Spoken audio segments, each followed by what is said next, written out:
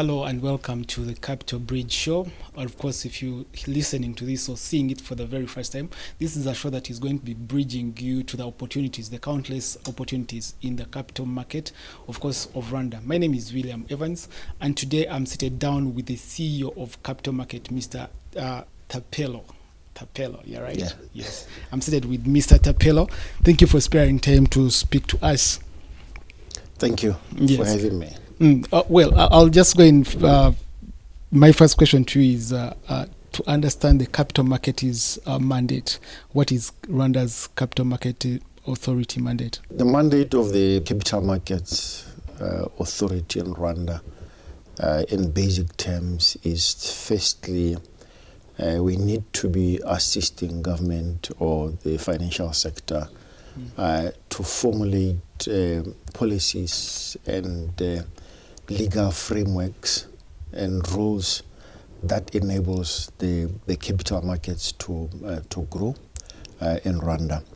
And also the other thing that we do is we issue licenses to entities that want to establish here and do business here. And these entities are your brokers, the stock exchange, your investment banks, and various funds that want to come to Rwanda or just want to start business in Rwanda. So what we do is that we issue licenses to them. We regulate them by supervising them.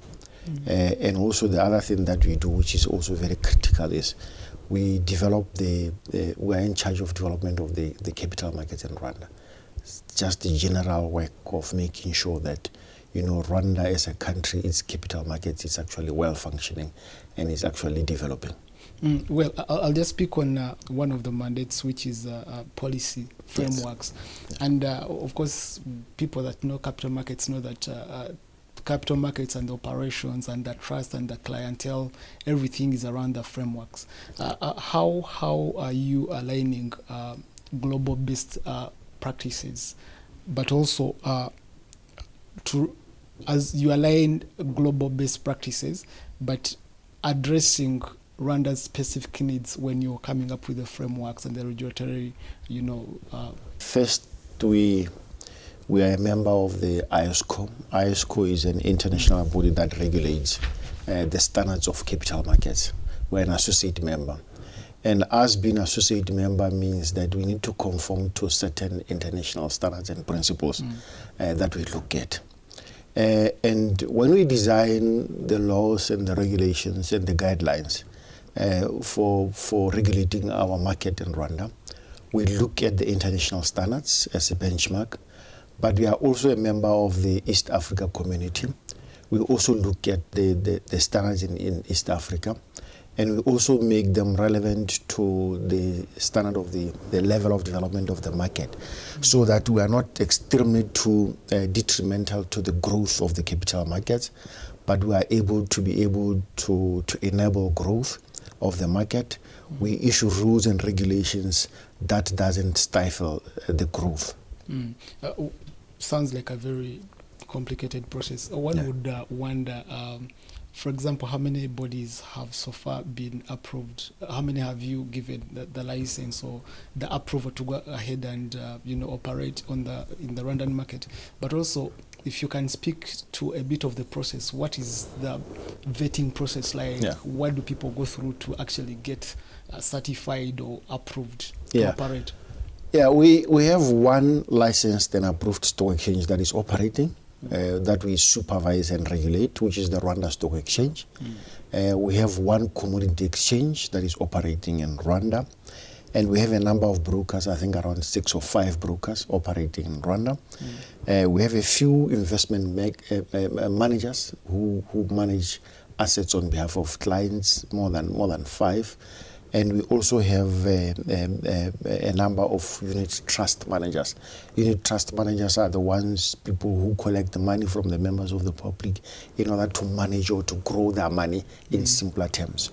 So what we look at is that, first, when you want to establish an entity, you need to submit your your documents in terms of the ones that establish you as an entity. You need to establish the people behind the business, their qualifications, and we need to look at the track record and the qualifications of those people to see if they are fit and proper to run such a business in Rwanda.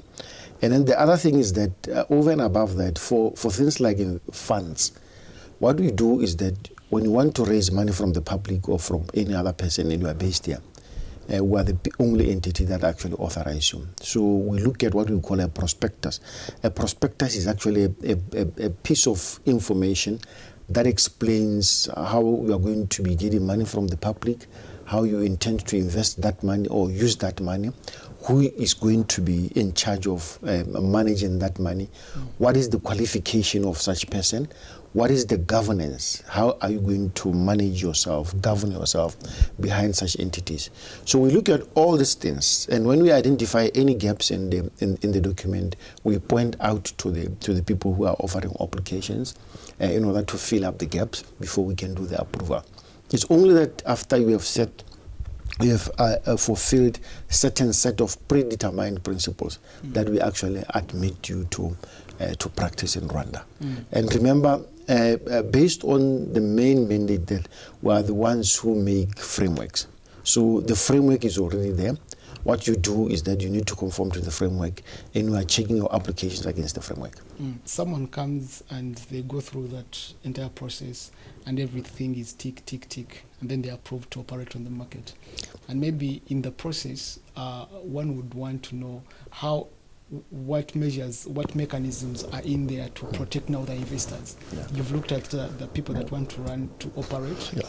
Everything is tick. Yes. Then how then do you protect the investors, the people that are now investing, are trusting these people that you've approved? As a matter of law, we are also charged with supervision. We offer continuous supervision in the capital markets. So that is where our things like on-site visit comes in. We go to these entities almost once a year. There is continuous reporting by these entities. Now and then we request them to submit their documents in terms of the financial statement, the board of governors, who regulates them, who is in their board, and what is actually happening in the company. This is how we protect the investors. Also, the other side of investor protection is that we also teach the investors on the expectation they should make in terms of where they put their money in. Investors are given, there's a continuous education in terms of a lot of things that we are doing, including the youth forum, which is going to be coming up, so that we teach them while they're still young. There's some country tour that we're going to be also taking place. So the continuous empowering of investors also helps a lot, because we will now deal with informed investors who can also alert us if they think something is wrong with the companies or the entities that we have licensed. You touched on something that is very important of involving several groups. I mean, the capital market is just beyond the key players. Yes. and the investors. A young person, young people, of course I'm talking below 35, which is almost 75% of the population, is probably watching this for the very first time, and they're wondering how do we participate in this opportunity? What opportunities are there for people like us, for school-going young people, but also young people generally, or even other people that may not identify, there are lots of mysteries around capital market. It's for the rich people, it's for this certain. How do these people find themselves meaningfully participating, or what opportunities are there for them? Yeah, I mean the investing is sometimes a long-term game. You need to learn it, and that's why we also offer to teach people for free in terms of all the integrities of investing. The opportunities that are there is that people can put their money on the stock market. And on the stock market, you can invest in shares, equities, or you can invest in bonds, or even government bonds. The other opportunities are you can also give your money to what you call a unit trust, small amount of money, bit by bit, and then unit trust managers, RNet or RSC, through their brokers, they can be able to invest your money and grow your wealth. The thing with investing is that, you build wealth. You slowly put some little money in, and ultimately that money will be able to grow. But of course, there are risks involved. You can lose money because this is investing.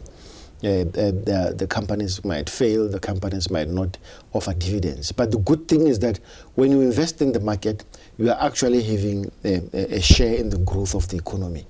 When the economy grows, when the companies do well, we are also able to benefit from the dividends that are paid through them. Maybe lastly, we understand that the authority is guided by, I think, 5 pillars. But also, for people that do not know, of course, you can help us know the 5 pillars. But reflecting on the 5 pillars, what do you see as the future of the Capital Market Authority? Of course, I understand it's been a journey. So far, some progress has been made.